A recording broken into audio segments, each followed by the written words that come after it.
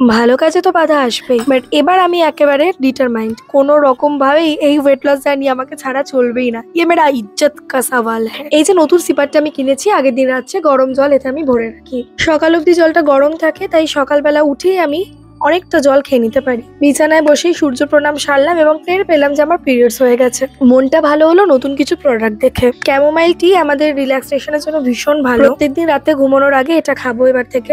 আর যেহেতু আমার রোজই বাইরে বাইরে কাজ থাকে, তাই এই মিলেট কুকিজটা কিনেছি। আর সিপারটা যে এত কম দামে এত ভালো পাবো এটা আমি ভাবতেই পারিনি। প্রত্যেকটা প্রোডাক্ট আমি ট্যাগ করে দিলাম, তোমরা অবশ্যই ট্রাই করতে পারো। আর্লি মর্নিং আমি খেয়ে নিলাম এবিসি জুস। আর ব্রেকফাস্টে আমি আজকে বানাবো মাল্টিগ্রেন ব্রেড টোস্ট। দেখো, আমি যা যা খাই দাই সবটাই আমাকে নিজেকে অ্যারেঞ্জ করতে হয়, সেটা বাজার থেকে কেনা, কাটা, বাটা সবটাই। তাই আটা মেখে রুটি বানাতে অনেকটা সময় লেগে যায় বলে আমি মাল্টিগ্রেন ব্রেড খাওয়াটা প্রেফার করি। এখন না সানডে সাসপেন্সের আগের মতো ব্যাপারটা নেই।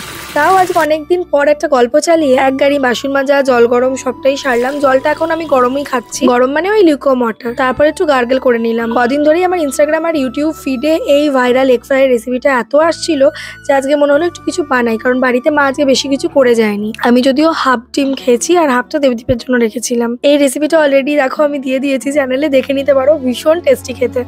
তারপর একটু পেপার নিয়ে নিলাম।